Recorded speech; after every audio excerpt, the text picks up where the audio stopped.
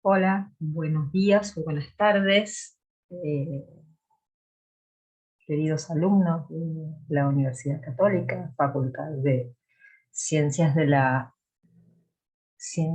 Económicas y Humanidades. Ahí vamos, va saliendo.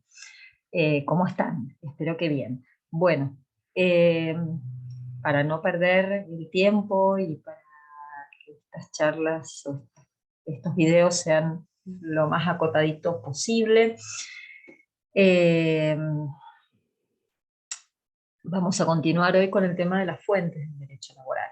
Habíamos visto ya, eh, y lo dejamos como material en la plataforma EVA, eh, el desarrollo del artículo 14 de la Constitución y un poco así a la pasadita otras fuentes que también conforman el, el material de donde surge nuestro derecho laboral. Tratados internacionales, la jurisprudencia, la doctrina, nos ayudan a resolver situaciones que a veces la ley de contrato de trabajo no tiene, porque es imposible condensar en una ley toda la realidad. Esto lo vemos muchas veces. Entonces, más allá de estas fuentes, que digamos se llaman fuentes clásicas o las tratan con este nombre. Hay otras fuentes que son propias del derecho laboral, es decir, ¿por qué? Porque la Constitución la aplicamos a los derechos de los habitantes y de los ciudadanos, eh, a los tratados internacionales, en infinidad de situaciones, derechos del niño, derechos de la mujer, no solamente la parte laboral. Pero ahora vamos a fuentes propias de nuestro derecho. Fuentes que a veces las vamos a encontrar en la ley de contrato de trabajo y otras veces son enumeradas, ¿sí?, en ella, y otras veces no, son ajenas a la ley, complementan, complementan. Eh, entonces, aquí tenemos eh, algunas enumeradas, ¿sí? Convenios colectivos de trabajo. Convenio colectivo de trabajo es aquel que rige cada actividad ¿eh? En particular y establece reglas para las condiciones laborales, es decir, la jornada de trabajo, eh, las licencias, eh, el día del trabajador de esa actividad, por ejemplo, el día del empleado de comercio, eh, las escalas salariales, es decir, toda la parte remuneratoria y los aportes y cómo se conforma el patrimonio de las asociaciones sindicales. También, esto es importante, va describiendo todas las categorías laborales de una actividad. Por ejemplo, si seguimos con comercio, tal vendedor A, B, C, los trabajadores de mantenimiento, los administrativos, y cada categoría después va a corresponder con la asignación de un salario básico y adicionales en función de, de la clase de trabajo, de la capacitación, de las habilidades que se requieran para esa categoría laboral, ¿sí? Estatutos profesionales. Los estatutos profesionales tienen un contenido muy parecido al del convenio colectivo. Lo que pasa es que el convenio colectivo surge de la negociación entre sindicatos, cámaras y la homologación del Ministerio de Trabajo. El estatuto profesional viene por ley. Es una ley que regula un sector de actividad. A veces esa ley se complementa con la ley de contrato de trabajos, a veces la excluye totalmente, dependiendo de lo que el estatuto mismo dispone.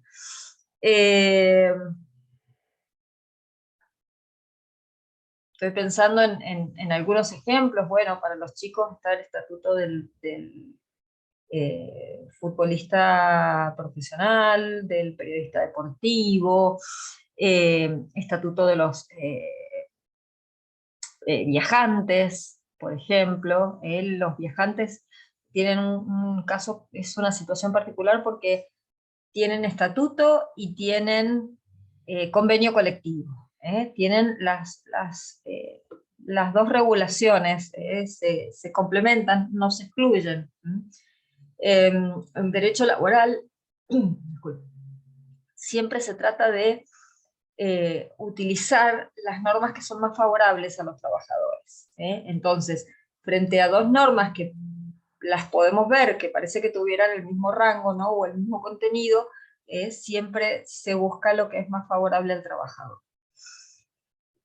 Los laudos arbitrales, la siguiente, tiene que ver con decisiones que toma un tercero designado como árbitro frente a un conflicto. Por ejemplo, en Mendoza, la Subsecretaría de Trabajo es árbitro en los casos de los contratistas de viñas y frutales, cuando necesitan resolver una cuestión litigiosa entre las partes, la parte que representa a trabajadores, la parte que representa a empleadores. Los convenios y recomendaciones de la Organización Internacional del Trabajo es derecho internacional. Lo que pasa es que vienen como recomendaciones, no son obligatorias, no son vinculantes. Son generalmente buenas prácticas con respecto al trabajo. Y los convenios también, el que me aparece en este momento es el convenio 87 de libertad sindical, que si bien digamos, es fuente de la Organización Internacional, un poco choca con nuestra ley de asociaciones sindicales, porque esa libertad sindical no es tan amplia como debería. Entonces, el convenio existe, pero la legislación interna puede que no esté del todo adecuada a ese convenio. Reglamentos de empresas. Las empresas pueden tener sus propios reglamentos. Yo creo que es una excelente herramienta para todas las empresas, ¿sí? Que las cuestiones de todos los días, las cuestiones que hacen a la convivencia, estén en un reglamento, porque de esa manera el trabajador está en conocimiento de cuáles son esas reglas de una empresa en particular, y no puede decir, no, yo no tengo idea de qué se trata esto. Y a la empresa le sirve para estar ordenada. Por ejemplo, un tema muy importante que se suele poner en los reglamentos es el uso del celular. Sobre todo ahora, en que a veces el uso del celular es imprescindible en algunos trabajos, ¿no? Entonces, si se puede usar, no se puede usar,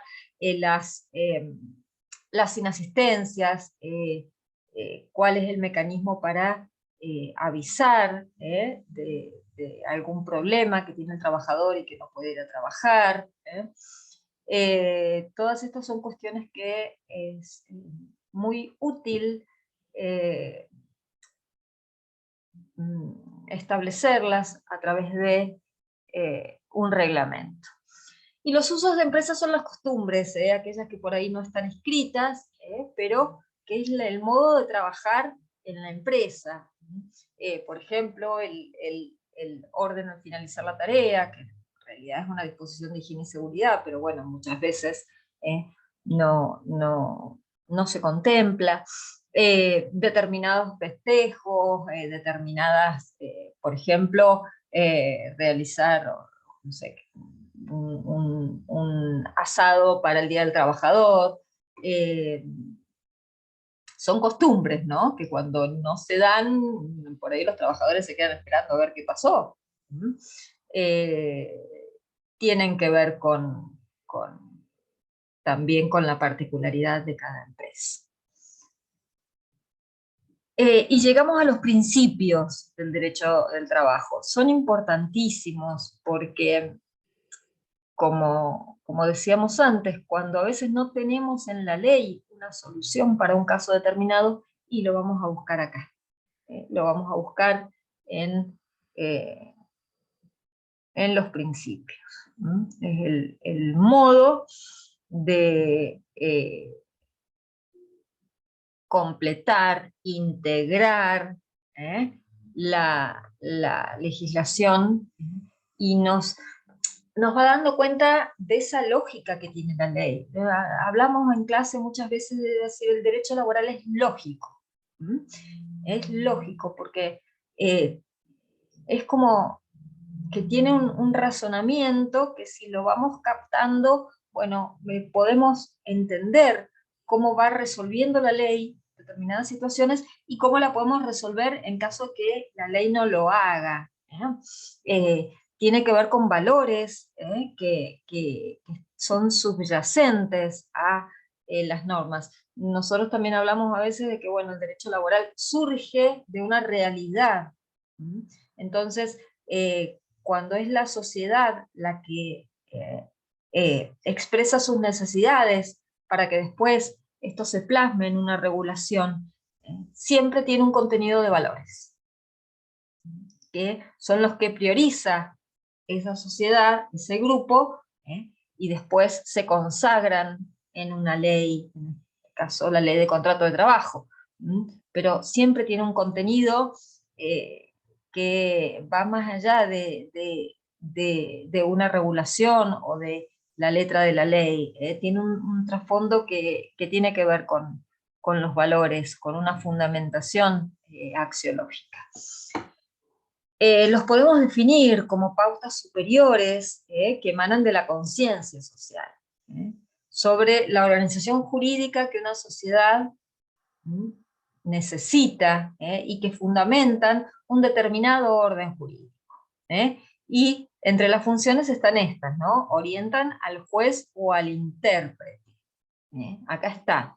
Orientan, ¿por qué? Porque, bueno, van indicando para qué lado un juez, por ejemplo, debe decidir un tema que está analizando.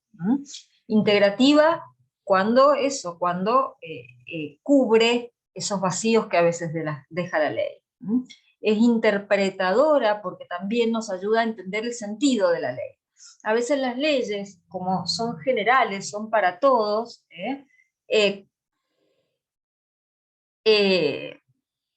son como es difícil entenderla. ¿Qué está queriendo decir esta ley? Bueno, pero si a la ley la sumamos a un principio y vemos que esto en la práctica llega a soluciones justas, es que es la interpretación correcta. Y también tienen una función que armoniza la legislación, en el sentido de que permiten o tratan de que todo el sistema laboral, el sistema jurídico laboral sea coherente, es decir, dota de coherencia en casos determinados, si la solución es la misma. Y esto también tiene que ver un poco con perseguir que no haya diferencias, que no haya discriminación, la igualdad, etcétera, etcétera, ¿sí? En eso, de eso se trata, ¿sí? Cuando nosotros decimos, bueno, tenemos un sistema jurídico o una organización legal que es coherente, da seguridad. Y coherente es que toda persona frente a la misma situación obtenga la misma resolución, el mismo resultado. Esto es la coherencia en un conjunto de normas, que después hace que todo el sistema sea coherente. ¿Sí? Recordemos que nosotros tratamos de ver el derecho laboral como un sistema, no solamente como la letra de la ley aplicable a una partecita o una situación, sino ver todo el contexto, que es mucho más rico, y que a veces está de acuerdo con lo que dice la ley, a veces no. Por eso es interesante ese análisis un poco más amplio. Bien.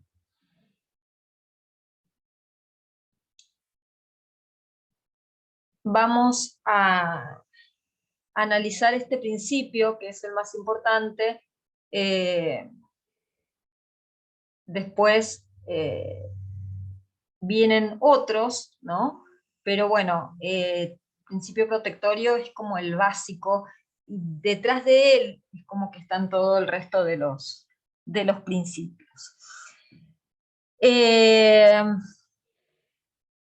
un principio, pero que en realidad tiene tres como principios pequeños, subprincipios, corolarios, dice la doctrina. Son tres consecuencias derivadas del hecho de que en la legislación laboral, en nuestro derecho, se protege al trabajador. ¿Por qué se protege al trabajador? Y porque es la parte más débil de la relación, ¿sí? Los jueces en sus sentencias lo llaman hiposuficiente. ¿Qué significa esto? Que no tiene mucho poder de negociación frente al empleador. El empleador siempre aparece como la persona más grande, el trabajador aparece como el más débil. ¿Por qué? Porque de su remuneración depende la subsistencia propia y de la familia, de las buenas condiciones en que se encuentre su lugar de trabajo, depende su vida, que no tenga accidentes, depende que no se enferme, entonces por eso es tan, si quieren, dependiente en las posibilidades que tiene de pelear un salario, las posibilidades que tiene de decir, bueno, no, yo este puesto de trabajo lo veo inseguro, no quiero trabajar acá. Entonces, por esa razón, siempre cuando se trata de resolver una situación donde por ahí no están todas las pruebas en un juicio, por ejemplo, el principio protectorio se orienta a que los jueces, las personas que tienen que interpretar una situación, la decidan en favor del trabajador.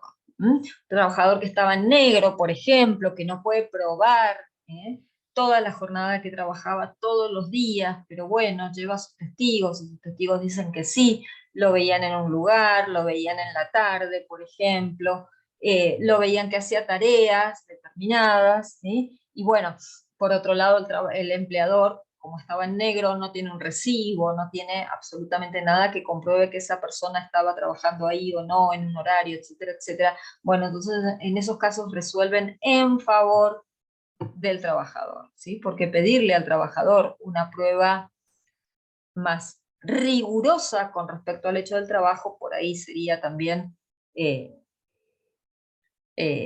muy, muy difícil para él. Entonces, este principio funciona en estos casos. El segundo corolario es el de la aplicación de la norma más favorable. ¿Y esto qué diferencia tiene o qué significa? Que cuando hay dos normas más o menos de un mismo rango con respecto a una condición o una situación del trabajador, se decide por lo más favorable. Vimos en el caso de los viajantes que tienen un estatuto y un convenio. Bueno, si en el convenio tiene normas más favorables, se aplica el convenio por sobre el estatuto. Y la otra es la condición más beneficiosa. Las condiciones son determinados beneficios que por ahí se establecen en los convenios colectivos, cuando se determinan en un convenio y después viene otro convenio, bueno, es aconsejable mantener estas condiciones, ¿sí? Irse a la condición más beneficiosa. Y si los trabajadores ya la mantenían o ya la tenían, ya tenían un derecho y viene otro convenio colectivo, bueno, ¿cómo juega esto de si se debe conservar o no ese beneficio? Este principio de la condición más beneficiosa se inclina en el sentido favorable al trabajador. Vamos a llegar hasta acá hoy, vamos a ver este principio, el de la irrenunciabilidad, porque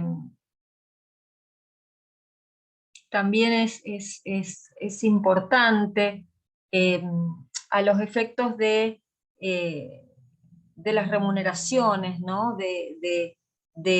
Sobre todo, que por ahí lo vemos como el máximo de los derechos que tiene el trabajador.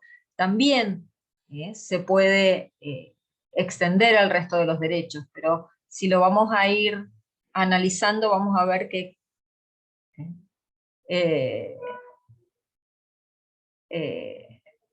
podrían decir ustedes, pega justo con la remuneración, ¿no? O sea, podemos verlo muy clarito cuando hablamos de este derecho fundamental de los trabajadores.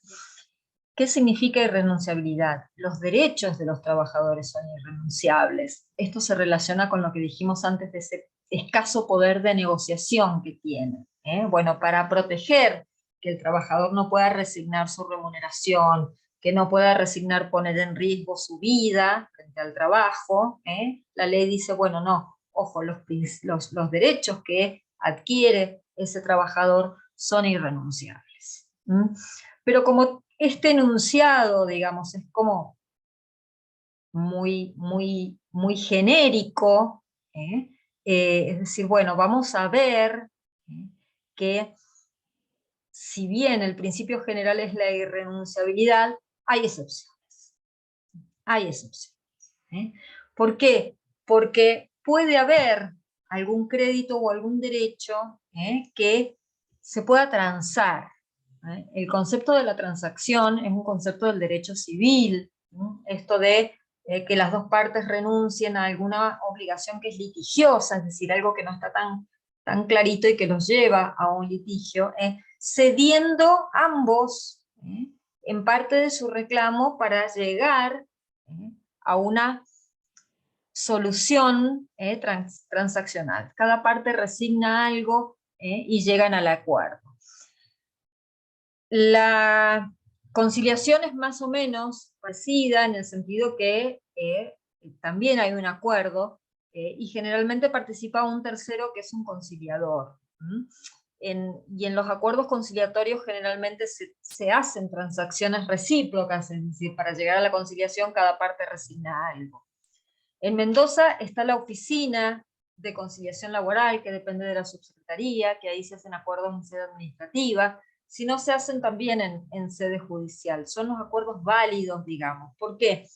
Porque el resultado de ese acuerdo después da lugar a una homologación. Entonces, es la tranquilidad para ambas partes de que ese acuerdo trasunta una justa composición de derechos e intereses. Esto significa que se analiza desde el punto de vista de los derechos que le asisten al trabajador y se entiende que era la mejor manera de que ambas partes concilien sus posturas, ¿no? Sus intereses. Bien. Esto está en el artículo 15 de la Ley de Contrato de Trabajo. Lo van a encontrar ahí si lo quieren analizar con detalle. La renuncia es una decisión unilateral del trabajador. Esa renuncia debe ser libre, espontánea, no condicionada. La vamos a ver después como un modo de extinción del contrato de trabajo. Y también se debe formalizar de modo fehaciente, un telegrama, una carta documento, un acta notarial, un acta ante un funcionario. Es la manera de manifestar esta renuncia. Prescripción y caducidad son dos modos, si quieren, anormales de finalizar los litigios. Esto se refiere, es norma de derecho, son normas de derecho procesal, se refieren al modo de, a veces, perder un derecho por el paso del tiempo, en el caso de la prescripción, o perder un derecho por no ejercerlo dentro de determinados plazos en el caso de la caducidad. Hay prescripción en derecho laboral a los 2 años, siempre son 2 años, es de 2 años el plazo de la prescripción para el ejercicio de la acción para reclamar un crédito laboral. Por ejemplo, el trabajador se desvinculó por una renuncia, pero resulta que le pagaban mal, le pagaban de menos. Bueno, tiene 2 años para reclamar esas diferencias salariales, 2 años para iniciar la acción. El tema es que también las diferencias salariales van prescribiendo, entonces solamente va a reclamar las diferencias atrasadas de 2 años, no podría reclamar diferencias de todo el tiempo que duró la relación laboral, porque si trabajó 10 años no puede reclamar esas diferencias de sueldo por 10 años. Entonces el plazo se acota a 2 años para dar seguridad también a que, bueno, se sabe que si un contrato terminó, bueno, no va a haber más reclamos emergentes de ese contrato. Después de 2 años, ¿no? O de pasados 2 años. Y cuando hablamos de caducidad, y por ejemplo, tenemos en la ley de contrato de trabajo diversas situaciones donde hay un plazo para su ejercicio. Por ejemplo, impugnar una suspensión, son 30 días, si no se hace, se pierde el derecho. ¿Sí? Las vacaciones, si no se toman, también se pierde el derecho, es decir, las vacaciones van de octubre a abril, si el trabajador no las toma hasta el mes de mayo del año siguiente al que le correspondían, pierde ese derecho también. Son plazos de caducidad que de alguna manera ordenan un poquito, ¿no? Esto de hasta cuándo puedo algo en esta relación. Y por último el desistimiento. El desistimiento es cuando alguna de las partes desiste, renuncia a algún beneficio que le podía llegar a corresponder, o desiste de una acción. A veces pasa en juicio y lo vemos, bueno, un trabajador que es despedido con una justa causa y resulta que, bueno, está enojado, hace juicio y después ¿sí? Se da cuenta que nunca ganaría ese juicio porque realmente había un motivo para despedirlo y bueno, desiste de ese juicio, porque si no después tiene que cargar con las costas, es decir, los gastos de haber litigado sin una razón valedera. Entonces, esos son casos de desistimiento. Todos estos son excepciones a la irrenunciabilidad.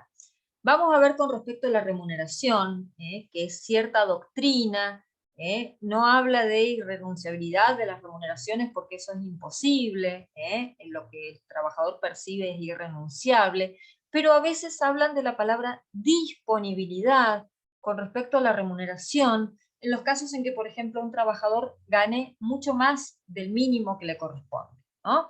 Y la empresa está en dificultades. Entonces, a veces están en pugna esto de decir, bueno, es irrenunciable el derecho que tiene a percibir esta remuneración, pero es muy alta porque el empleador le pagaba más de lo que le correspondía. Y por otro lado, la empresa está en dificultades y está arriesgando mantener la fuente de trabajo.